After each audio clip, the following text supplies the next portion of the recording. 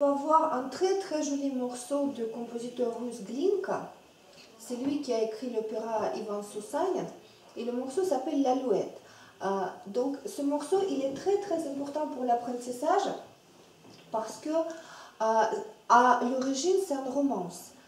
C'est-à-dire que la mélodie que vous jouez avec la main droite, en origine elle est chantée.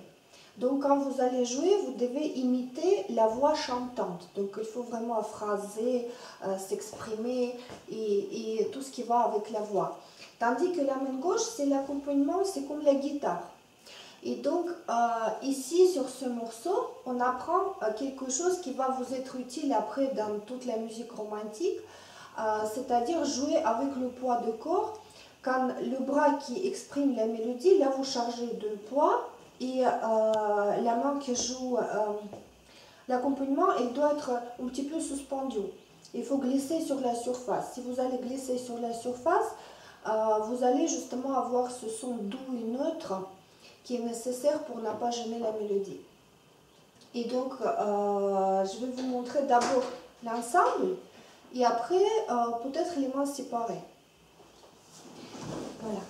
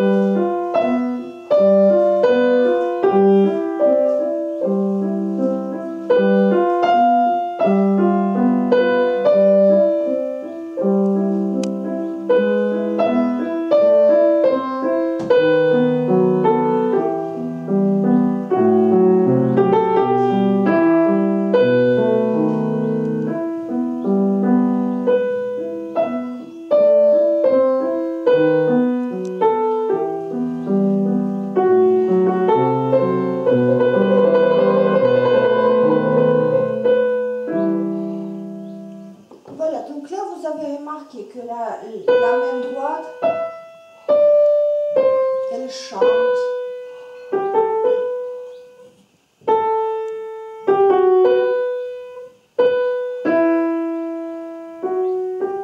Toutes les va-et-vient de la mélodie, comme la voix chantante.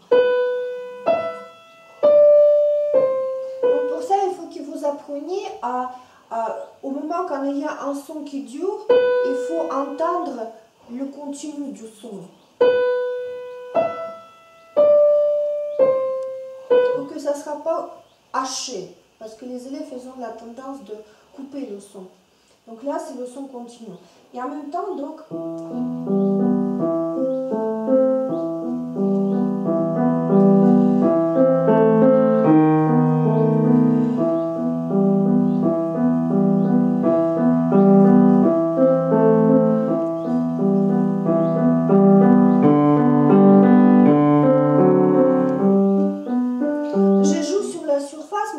Quand il y a une harmonie intéressante, je la souligne un petit peu. Si vous soulignez un petit peu dans le piano, mais vous ne dépassez pas le volume de la mélodie, ça va être très joli, mais ça ne va pas gêner.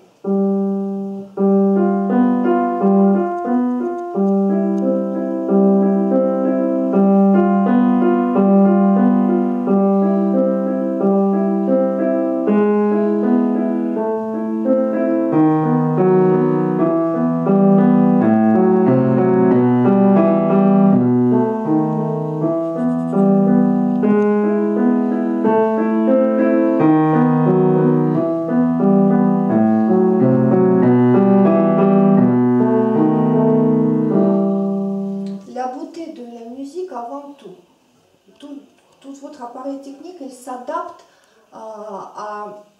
au démon de la musique. Voilà.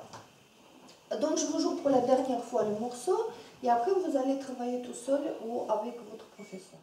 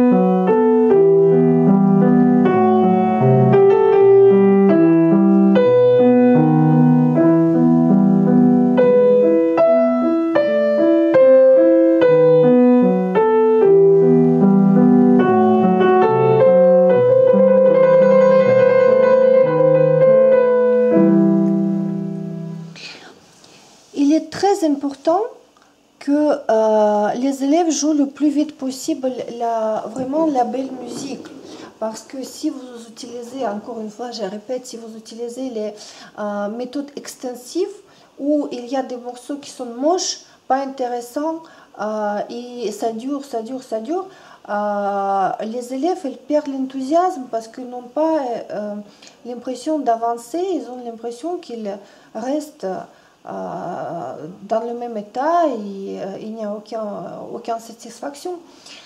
Parce qu'on parle souvent en France des méthodes plaisir, ludiques, faciles, donc il y a les termes comme ça qui sont employés. Tout ça, ça ne marche pas. Parce que le seul plaisir que vous pouvez avoir, c'est la satisfaction quand vous vous sentez à l'aise, quand vous maîtrisez le piano, quand vous maîtrisez le morceau, quand vous maîtrisez vous-même. Là, vous sentez le plaisir et la satisfaction. Mais c'est comme le patinage. Quand vous maîtrisez, quand vous glissez, ça vous fait plaisir. Si vous tombez toujours sur les fesses, il n'y a aucun plaisir. Et donc, c'est pour ça que je conseille cette méthode-là où tout est très très bien classé et les morceaux, ce sont des petits chefs-d'œuvre toujours. Voilà, merci et à la prochaine fois.